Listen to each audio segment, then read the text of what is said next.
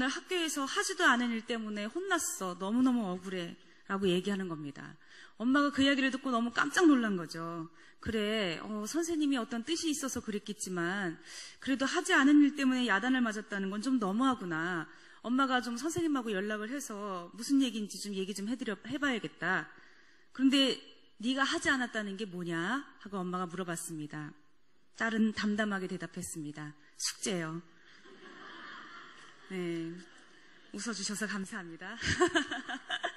네, 저는 이 사람들이 억울하다는 얘기를 할 때 그래 참 억울하겠다라고 얘기를 들으면서 가끔 그게 억울한 일인가? 라는 생각이 들 때가 있습니다. 여러분들은 그런 경험 해보신 적 있으신가요? 뭐 특별히 애들이 할 때는 더더군다나 그렇죠. 애들이 하는 얘기 들어보면 뭐 목사님 누가요? 저를 이렇게 해서 때려가지고요 그랬다요? 그렇게 얘기를 하는데 가만히 얘기를 듣고 있으면 자기가 먼저 건드렸던 일들이 훨씬 더 많더라고요. 근데 억울하다고 와서 얘기하는 거죠. 예전에 어렸을 때 친구 중에 한 명이 이 친구가 어떤 일이 있냐면 무슨 사고를 치면 이 동네 아줌마들까지 다 알게 되는 거예요. 근데 이 친구는 꼭 와서 하는 얘기가 뭐냐면 그 일을 얘기하면서 절대 아무한테도 얘기하면 안 된다고 얘기를 하는 거예요. 근데 며칠이 지나면 소문이 다 나와 있어서 제가 깜짝 놀랄 때가 있거든요. 그런데 한번 이 친구가 와갖고 씩씩거리면서 와서 친구들한테 이제 화를 내는 거예요. 너희들 정말 너무하다. 내가 그렇게 비밀을 지켜달라고 얘기했는데 누구 엄마가 우리 엄마한테 아이고 누구 엄마 언제 그 영어 컨닝하다가 걸려가지고 혼났다며 이렇게 얘기를 했다는 거예요. 그래서 자기 엄마한테 엄청 얻어 터졌다면서 도대체 니네 엄마가 왜 그걸 알고 있느냐 뭐 이렇게 얘기를 하는 거예요. 저도 좀 황당하더라고요. 어떻게 친구의 엄마가 그걸 알고 있을까? 우리끼리 비밀이라고 했는데. 그런데 가서 물어봤더니 그 친구의 엄마한테 물어봤더니 하는 이야기가 걔가 와서 얘기해줬대요. 자기 아줌마 나 오늘 뭐 이런 일이 있었다고 어떻게 하면 좋겠냐고 엄마가 알면 큰일이라고 그러면서 얘기를 해서 알았다는 거죠. 참 너 때문이잖아 저희가 이렇게 얘기했던 기억이 납니다. 사람들이라고 하는 것이 어떤 사건이 터지면 이거 감당할 수가 없는 것 같아요. 저 역시 그렇거든요. 무슨 일이 터지면 머리가 멍해지면서 이 일을 어떻게 처리해야 되는가를 생각을 하게 되죠. 위기에 처해 있건 어려운 일에 처해져 있건 간에 당장 생각을 해보게 되는 거죠. 누구를 생각하게 될까요? 무엇을 생각하게 될까요? 나를 도와줄 수 있는 사람이 있을까라는 것을 생각해 보게 됩니다. 아주 오래전에 제가 교통사고를 낸 적이 있습니다. 차를 세워두고 우리 선생님을 내려드리고 짐을 이렇게 빼고 있는데 분명히 저는 이 기아를 분명히 피해다가 했다고 생각했는데 이게 차가 슬슬슬슬 앞으로 걸어가는 거예요. 여러분 영화에서 나오는 장면 같은 거 제가 연출했잖아요. 막 달려가갖고 차문을 열어서 움직이는 차 안에 뛰어들어가가지고 차를 막 운전을 했는데 브레이크도 말을 듣지 않는 거예요. 그래서 앞에 가는 노인을 치고 이 앞에 있는 트럭을 쳤어요. 근데 다행히 속도가 20km 이상 나질 않아가지고 그리고 앞에 제 차 앞에 트럭들이 여러 대 서 있어서 트럭을 밀고 가느라고 이 노인이 크게 다치지는 않으셨어요. 그런데 그 일이 딱 터지고 나니까 이제 큰일 났다. 나 어떡하냐라는 생각이 들면서 제가 뭘 했을까요? 어떤 생각을 했을까요? 이거를 도와줄 수 있는 사람이 누굴까를 생각했겠죠. 머릿속에 막 여러 사람들이 지나갑니다. 사람들한테 막 전화를 걸어서 얘기합니다. 남편에게도 전화를 하고 목사님에게도 전화를 하고 우리 교회 경찰이신 집사님에게도 전화를 해서 이 일이 어떻게 될지 모르겠다고 이제 의논을 하고 그 일들을 처리하려고 애쓰는 거죠. 사실은 사람이 어떤 위기를 닥치게 되고 어떤 사건이 터지게 되면 그것에 서서 가만히 멈춰서 생각하는 사람들보다는 이 일을 어떻게 해결해야 될지를 생각을 하다 보니까 먼저 사람이 떠오르게 되고 그들에게 의지하게 싶고 그리고 이야기하고 싶어지는 것이죠. 그것 자체가 꼭 나쁘다고 생각하지는 않습니다. 믿음 안에서 공동체인 우리들은 서로 자신의 어려움과 아픔에 대하여 이야기할 수 있고 중보기도를 요청할 수 있는 것이 정상적인 것이고 마땅히 그렇게 해야지 되는 것이겠죠. 그러나 문제는 그러한 것들을 의지하는 것이 아니라 사실은 우리가 세상의 방법을 의지할 때가 얼마나 많이 있습니까? 뭔가 힘써줄 만한 사람이 없을까? 또는 내가 돈이 있었더라면 이라고 하는 갖가지 세상의 가치관을 가지고 들어와서 내가 만난 이 맞닥뜨린 문제를 해결해 보려고 하는 것이 사람이라는 것이죠. 그리고 그것 때문에 실패하고 실망하면서 우리는 너무나도 어려움을 겪게 되는 것 같습니다. 오늘 성경 말씀에는 첫 9절부터 4절까지 한 단락이고 그 다음에 5절부터 12절까지가 한 단락입니다. 그런데 앞에 1절부터 4절은 5절부터 또다시 7절까지 반복하고 있는 성경 구절이죠. 무엇이라고 되어 있습니까? 나의 영혼이 잠잠히 하나님만 바란다. 나의 영혼이 잠잠히 하나님만 바란다는 것은 무엇일까? 저는 잠잠히 하나님만 바라보는 게 무엇인지 잘 모르겠다라고 생각이 들었습니다. 여러분은 아십니까? 가만히 눈을 감고 하나님 하고 생각하면 잠잠히 하나님을 바라는 것일까요? 많은 성경학자들은 이야기하기를 하나님을 침묵 가운데 기다린다라고 하는 이야기로 해석하고 있습니다. 즉 요란함이나 또는 입술을 통해서가 아니라 자신의 진심을 토로하는 것을 잠잠히 하나님을 바란다라고 말하는 것이라고 이야기하고 있는 것이죠. 영혼이 잠잠히 하나님을 바란다. 그런 경험들 해본 적 있으신가요? 간절히 기다리면서 말없이 그 자리를 지키고 있었던 기억이 있으신가요? 하나님께서 이 순간 내게 찾아와 주셔서 내게 어떤 말씀 해주실 거야 라고 하는 기대를 가지고 그 자리에 머물러서 잠잠하게 있어 본 적이 있으신가요? 사실 우리가 교회 안에서 일어나는 여러 가지 일들을 가만히 들여다보면 그것이 좀 잠잠했더라면, 좀 가만히 잠잠하여서 하나님의 침묵 가운데 하나님이 내게 뭐라고 말씀하실지, 내게 이것을 어떻게 처리하실지, 이 일을 통해서 하나님께서 어떻게 나를 이끌어 가실지에 대한 기대를 가지고 듣기 먼저 했다라면 얼마나 좋았을까 하는 일들이 얼마나 많이 있는지 모르겠습니다. 사람은 경솔한 것 같습니다. 그래서 하나님께서 우리에게 좀 가만히 있어봐라, 좀 잠잠하게 있어봐라 라고 말씀하고 주고 계시는 것 같습니다. 마치 아이들이 엄마 이거 만들어주세요 가지고 와서, 블록을 가지고 와서 이것과 이거를 이렇게 끼워달라는 거죠. 그런데 이것과 이것을 끼워주는데 웬일인지 이게 잘 맞지 않는 거예요. 힘을 줘도 잘 안 되고, 이렇게 뒤집어봐도 안 되고, 저렇게 뒤집어봐도 안 되죠. 그럴 때 애들이 어떻게 하나요? 한두 번 해볼 새도 없이 내 손에서 확 뺏겨갑니다. 왜요? 엄마한테 맡겼지만 못 믿어온 거예요. 엄마한테 맡겼지만 답답한 거예요. 엄마가 이것을 해결해 줄 거를 기다리는 그 순간, 그 짧은 5초의 시간도 아이들은 기다릴 수 없는 거죠. 그래서 다시 그 손에서 뺏어가서 자기 힘으로 해봅니다. 그러다가 안 되면 다시 엄마한테 주고 해보라고 그러는 거죠. 엄마 손에 들어와서 엄마가 좀 만져보려고 하면 다시 아이는 뺏어갑니다. 왜 그럴까요? 내가 엄마 손에서 이것이 움직여지고 만들어지는 그 과정을 좀 잠잠하게 기다릴 수 있는 인내력이 우리 아이들에게는 없기 때문인 것이죠. 그러다가 엄마가 그것을 우연히 맞추면 우와 엄마 최고 하면서 아이가 가죠. 그 다음번에 또 가지고 오는 것이 아이의 습성이라는 것이죠. 우리가 잠잠히 하나님을 기다리고 하나님께서 우리에게 원하시는 것이 무엇인가를 맡겨드릴 때에는 사실은 하나님, 이 문제가 하나님 손에서 해결될 때까지 내가 여기서 지켜보며 기다리겠습니다라고 하는 의미가 담겨져 있다는 것입니다. 그러나 우리는 그렇게 열심히 기도합니다. 여러분 새벽 예배 때 기도하는 소리들을 들어보십시오. 얼마나 간절하게 기도합니까? 여러분 금요철회 때 여러분의 기도의 내용을 들어보십시오. 얼마나 여러분들이 우러나는 마음으로 간절하게 기도하고 있습니까? 시마다 때마다 기도하지 않습니까? 이제 곧 11월이 되면 우리 아이들 수능 볼 때가 되는데 입시철이 되면은 이 아이들을 키우는 엄마들 어떻습니까? 하나님 앞에 밥 먹을 때도 기도하죠. 물건을 살아가면서도 기도합니다. 버스에 타서도 기도합니다. 여러분 그런 거 겪어보신 적 있으신가요? 눈을 뜨면 그 기도 제목이 떠오르는 그 순간들, 잠 한시도 내 머릿속에서 떠나지 않는 그 문제들, 그 기도 제목, 그 간절한 소원 여러분 겪어보신 적 있으신가요? 저도 그런 경험들을 해본 적이 있습니다. 중요한 시험을 앞두고 나서 열심히 공부하면서 앉아는 순간에도 기도하죠. 하나님 꼭 합격하게 해주세요. 버스 타고 가면서도 기도하지 않습니까? 하나님 꼭 합격하게 해주세요. 그런데 그게 자식이 문제고 보니까 더 간절해지던데요. 하나님, 우리 아이가 이거 이번에 실패하면 큰일 납니다. 이거 들어주세요. 누가 무슨 얘기를 하는데 목사님 그거 하셨어요? 라고 물어보는데 그 순간에도 하나님, 제가 깜빡했네요. 하나님도 이렇게 깜빡하시면 안 돼요. 그렇게 간절히 기도하는 것이 우리의 마음이죠. 그런데 그렇게 간절히 기도하고 또 기도하고 또 기도하지만 가만히 잠잠히 하나님께서 이 일을 어떻게 이루실지에 대해서 기다리는 사람은 제가 별로 보지 못했다는 것입니다. 오늘 성경에서는 우리에게 이야기하는 것이 나의 영혼아 잠잠히 하나님만 바라라고 이야기하는데 그 이유가 무엇이냐면 오직 그만이 우리의 구원이시고 우리의 방패이시기 때문이라고 말씀하고 있습니다.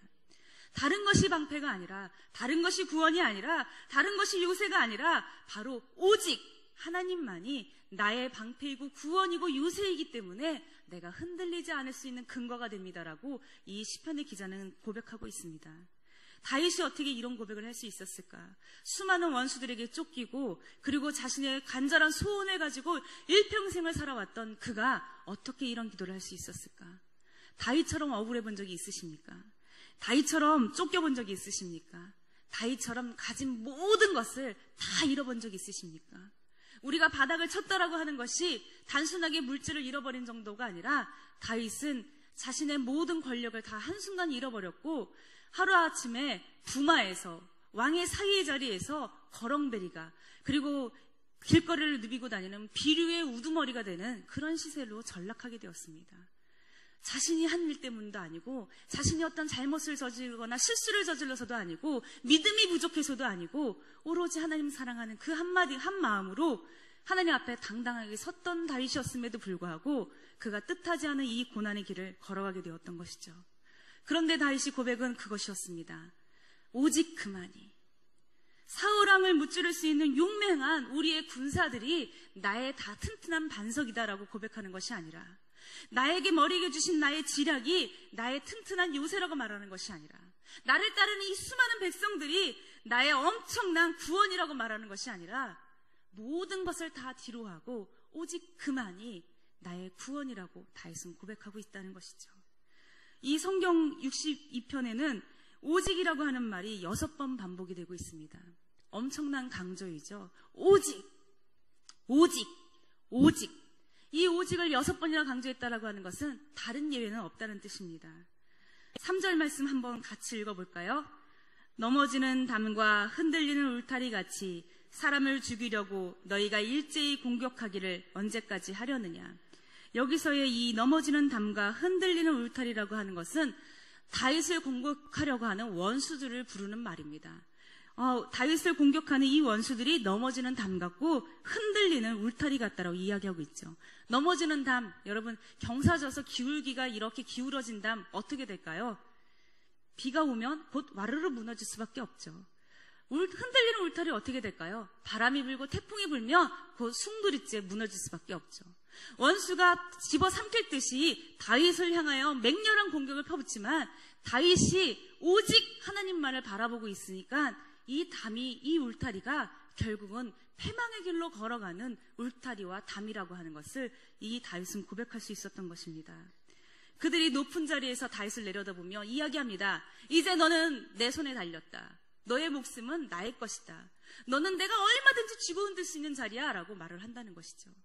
여러분들 이런 일들이 우리 다윗에게만 일어나는 것이 아니라 사실은 직장 생활을 하는 그리고 여러 가지 믿음의 신앙생활을 하면서 가정 안에서 친척들 안에서 겪어지는 일들 아닙니까? 마치 내가 나의 의지는 없는 것처럼 나의 주장은 없는 것처럼 누군가가 막 나를 이렇게 쓰기도 하고 저렇게 쓰기도 하고 나를 후질러 놓는 듯한 느낌을 가질 때가 얼마나 많이 있습니까? 심지어 그것이 때로는 우리의 사랑하는 남편이나 아내가 될 때도 있죠. 때로는 우리 아들이 될 때도 있고요. 때로는 우리의 사랑하는 어머님, 아버지 그리고 우리의 가족들이 우리를 그렇게 마치 나의 생사여탈을 쥐고 있는 것처럼 우리를 흔들어 놓을 때가 얼마나 많이 있습니까? 그런데 그들 앞에서 우리는 얼마나 주눅이 듭니까? 제가 오늘 소년부에 우성훈 선생님이 휴가라서 설교를 하러 올라갔는데 아이들한테 물어봤습니다. 얘들아, 너희들 이렇게 어른들이나 누구 힘 있는 사람 앞에서 말 못해본 경험 있냐? 했더니 우리 소년부 아이들이 뭐라고 대답하는지 아세요? 아니요! 그러더라고요. 우리 소년부는 건강한 아이들입니다. 그런데 제가 물어봤습니다. 그렇지? 그런데 엄마한테 막 상처되는 말은 하잖아. 엄마 진짜 싫어. 엄마 뚱뚱해. 막 이러면서 상처되는 말은 하지. 그런데 예수님 믿으세요는 하니? 라고 했더니 애들이 갑자기 숙연해지는 거죠. 자기네들이 눈치 보지 않고 자기네들이 누구한가한테 눌리지 않고 엄마한테 막 뚱뚱하다고 얘기도 하고 동생한테 너 밉다고도 얘기하지만 그렇게 솔직한 아이들이지만 하나님 믿으라고 하는 그 말 자체가 한다라고 하는 것 자체가 왠지 모르게 눈치 보게 되고 눌려지는 기분을 아이들도 경험하고 있습니다. 오늘 시편에서 말하는 이 넘어지는 담과 같고 울타리와 같은 사람들이 자신들의 존재와 자신들의 이 명확한 정체성을 잃어버리고 누군가를 좌지우지할 수 있을 것 같고 누군가를 억누를 수 있을 것 같은 것을 가지고 우리 믿는 사람들을 억누르려고 하지만 오직 주님만을 바라보는 사람의 눈에는 그들이 결국에는 곧 멸망할 사람들, 곧 그들이 무너져 내릴 수 있는 사람들로밖에는 보지 않는다는 것이죠. 이것이 얼마나 자신감 있고 이것이 얼마나 우리를 당당하게 만드는 축복인지 모르겠습니다. 이제 5절에서 다시 이야기합니다. 나의 영혼아 잠잠히 하나님만 바라라. 내가 하나님을 잠잠히 바란다라고 하는 것, 내가 하나님을 잠잠히 기다린다라고 하는 것, 그것이 얼마나 중요하고 얼마나 또 중요했다라면 다윗이 이렇게 반복해서 우리에게 이야기하는지 모르겠습니다. 7절 말씀 우리 한번 같이 읽어보겠습니다. 나의 구원과 영광이 하나님께 있으며 내 힘의 반석과 피난처도 하나님께 있도다. 히브리어로 되어 있는 이 말을 다시 한번 번역해서 읽는다면 이렇게 읽을 수 있습니다. 즉, 참으로 그는 내 바위, 내 구원이십니다. 내 요새시여 내가 흔들리지 않을 것입니다. 라고 번역할 수 있다는 것이죠. 여기 나오는 이 7절 말씀에 나의 반석이고 나의 피난처이신 하나님이라고 하나님을 마치 형용사인 것처럼, 표현하는 형용사인 것처럼 이야기했지만 원문 그대로 보자면 하나님을 나의 요새예요 라고 부르고 있다는 것이죠. 여러분의 가족들에게 우리 큰애기라든지 또는 우리 파이터라든지 또는 우리 슛돌이라든지 이런 별명을 붙이잖아요. 핸드폰에 이렇게 보면 사실은 가족들이 이름을 이렇게 그대로 있는 것보다 여러 가지 별명을 붙이잖아요. 어떤 집사님은 남편이 하도 말을 안 들어서 그 핸드폰에 남편 이름 대신에 말 잘 듣는 사람이라고 이렇게 써 있더라고요. 그래서 남편한테 전화가 왔는데 말 잘 듣는 사람 이렇게 전화가 막 울리는 걸 봤습니다. 그런 것처럼 이 시편의 기자도 하나님을 하나님 하고 하나님의 이름을 부르는 것이 아니라 하나님의 별명을 부르는데 그 하나님의 별명이 뭐였냐면 요새였습니다. 요새요 라고 부르는 거죠. 그러면 하나님이 알아듣는 거예요. 요새요 라고 부르는 이 소리는 이 세상 사람들한테 말하는 소리가 아니죠. 그것은 바로 나의 하나님을 부르는 소리죠. 우리 하나님은 요새와 같고 힘이 있어요 라고 말하는 것은 많은 사람들이 그렇구나라고 들을 수 있는 이야기지만 요새요 라고 부르면 누가 들으란 얘기죠? 하나님이 들으란 얘기인 거죠. 철저히 시편의 기자, 이 62편의 기자는 하나님하고만 대화하고 있는 것이죠. 하나님한테 이야기하고 있는 것이죠. 요새요 라고 부르면서 내가 당신 때문에 흔들리지 않습니다 라고 멋진 사랑의 고백을 드리고 있다는 것입니다.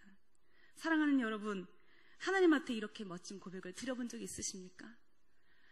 나의 사랑하는 하나님, 내가 주님을 사랑합니다라고 고백해 본 적은 있었을런지 모르지만 하나님을 우리만이 아는 이 멋있는 별명으로 그분을 불러보신 적이 있으십니까?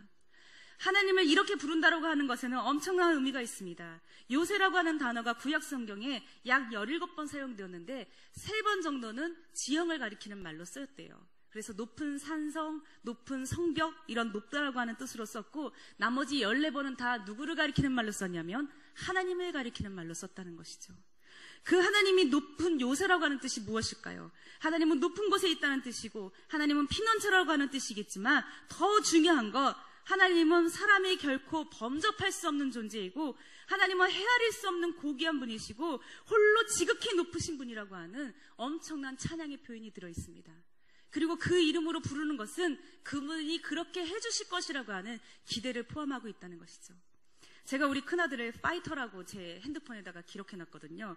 저희 아들이 경기에 나가서 지면, 지난번에 이겼습니다. 경기에 나가서 지면 엄마 그 핸드폰에 파이터라고 쓴 거 지워달래요. 굉장히 부끄럽다는 거죠. 그렇지만 자기가 이기고 나서는 파이터라고 한 거를 지워달라고 했을까요? 트로피 사진을 찍어서 보내면서 이거를 대문사진으로 걸었으면 좋겠다는 그 무언의 압력을 저한테 보내면서 자신이 파이터라고 하는 그 이름으로 불리는 걸 굉장히 기뻐하더라는 거죠. 그러면서 열심히 운동하는 모습을 보여주려고 애쓰는 거죠. 즉 그렇게 부른다라고 하는 뜻은 그 사람이 그렇게 행동할 것이라고 하는 기대를 담고 있다는 것이죠. 아까 제가 말했던 그 집사님처럼 남편을 말 잘 듣는 사람이라고 이름을 써서 보냈던 거는 말 잘 듣는 사람 이렇게 이름을 부르는 건 사랑하는 의미도 있겠지만 어떤 것이 숨어져 있을까요? 바로 제발 내 말 좀 잘 듣는 착한 남편 해달라는 기대가 있지 않겠습니까?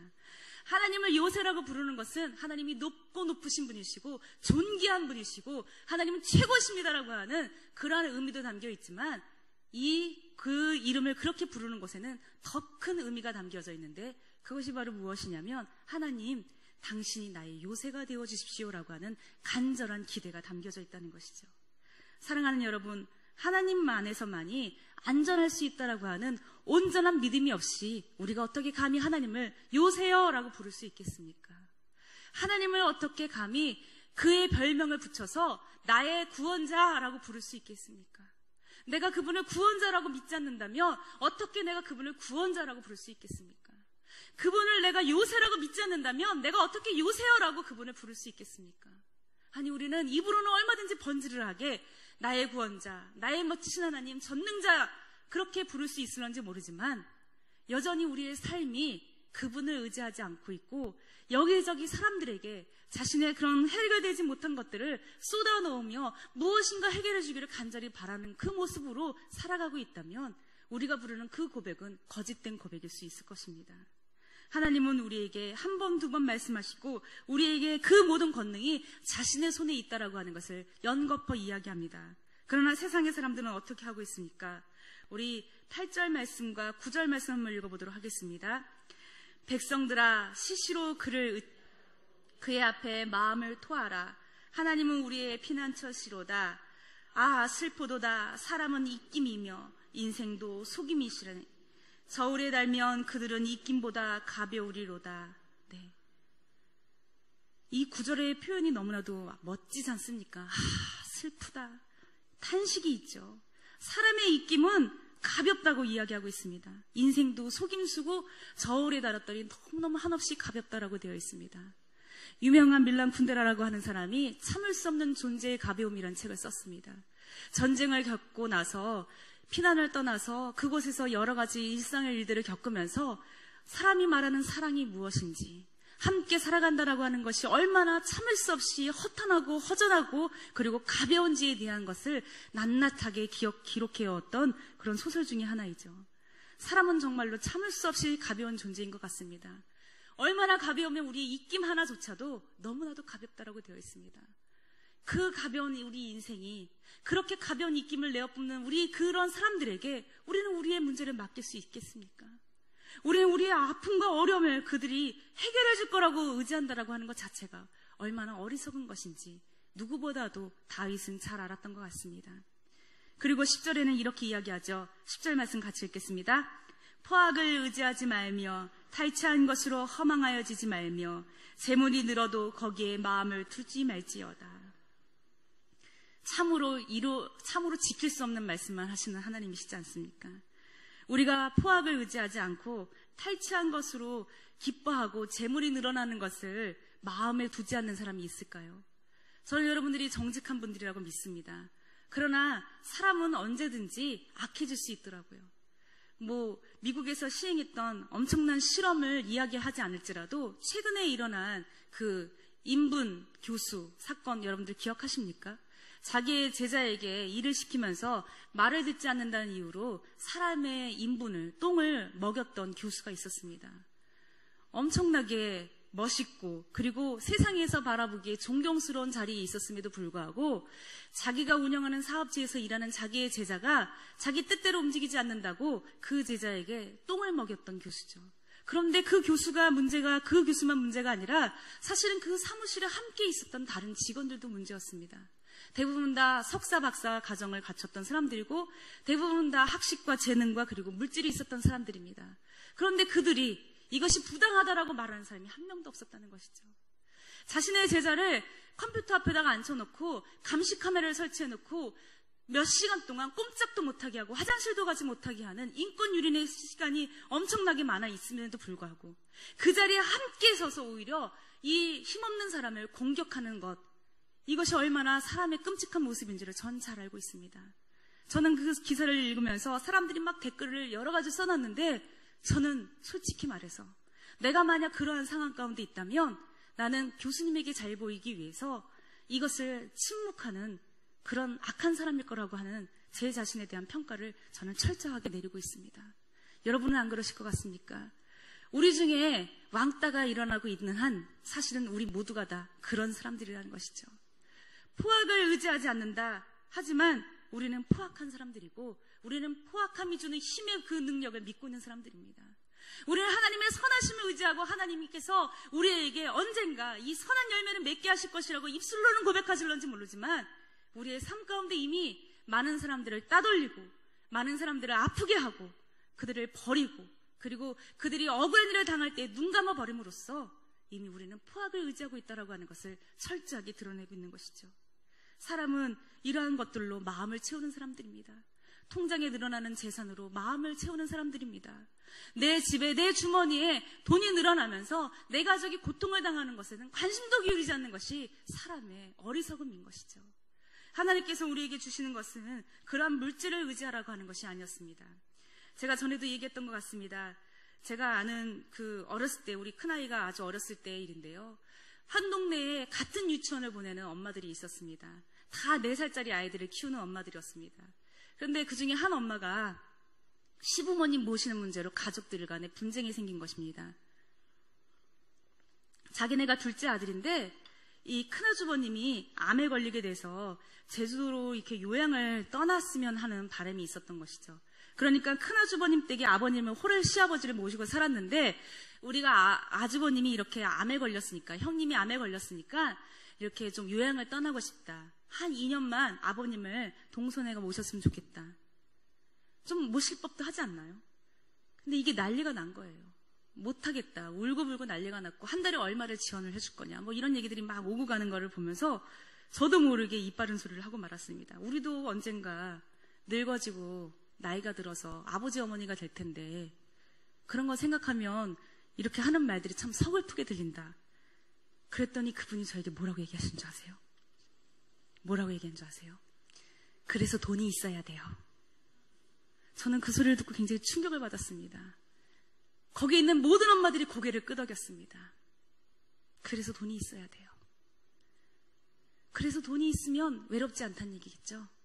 그래서 돈이 있으면 자식들한테 괄시 안 받을 거란 얘기겠죠. 아버님이 돈이 있었으면 모셨을 거란 얘기도 될 수 있겠네요. 내가 돈이 있으면 자식들 의지하지 않아도 되니까 괜찮다라는 얘기겠죠. 그런데 여러분, 그 말을 한 사람이 서울의 유명한 교회 교인이었습니다. 여러분들은 제발, 효성영광교회 여러분들은 제발 물질을 의지하고 거기에 마음을 두어서 그것을 의지하는 것처럼 살아가는 사람이 되었지 않았으면 좋겠습니다. 사랑하는 여러분, 물질이 있으면 정말로 다 해결이 될까요? 정말로 돈이 있으면 여러분의 노년은 행복해질까요? 여러분이 가지고 있는 그것이 얼마나 허탄한 것인지를 여전히 깨닫지 못하는 것이죠. 믿음을 갖고 있고 하나님을 믿고 사랑한다라고 하는 우리들이 여전히 허탄한 것에 마음을 두고 있다는 뜻이죠. 사랑하는 여러분, 하나님은 우리를 부르시는 분이시고 하나님만이, 오직 그만이 구원자라고 우리에게 말씀하고 계십니다. 그러나 우리는 늘 언제나 하나님을 잊어버립니다. 우리는 언제나 늘 하나님을 기억하지 못합니다. 엄청난 사건들이 터질 때마다 이 문제를 어떻게 해결할 거를 생각하면서 사람들을 생각은 하지만 하나님이 나에게 어떻게 하실지, 내 이 격정적인 감정을 하나님께서 어떻게 사용하실지, 나의 이 공포스러움과 이 두려움의 마음을 하나님이 어떻게 다루실지, 오늘 겪고 있는 이 환난을 하나님이 어떻게 해결하실지 잠잠히 그를 바라보는 것이 우리에겐 참으로 불가능한 일인 것 같고 너무나도 서글픈 일이 아닌가 싶습니다. 최근에 보츠와나에서 일어난 일입니다. 사자 중에 시르가라고 하는 사자가 있대요. 암사자인데요. 이 사자가 사자 무리에게 왕따를 당해서 따돌림을 당해서 버려졌던 것이죠. 어미도 버렸고 사자 무리도 이 시르가를 버린 거죠. 그래서 동물보호 단체에 있는 발렌틴이라고 하는 한 청년이 버려진 사자를 이제 데려다가 보호를 하고 잘 양육을 해서 이 사자가 무리에 돌아갈 수 있게끔 도와줬던 것이죠. 그래서 무리에 돌아가서 시르가가 너무너무 잘 적응을 하게 되었어요.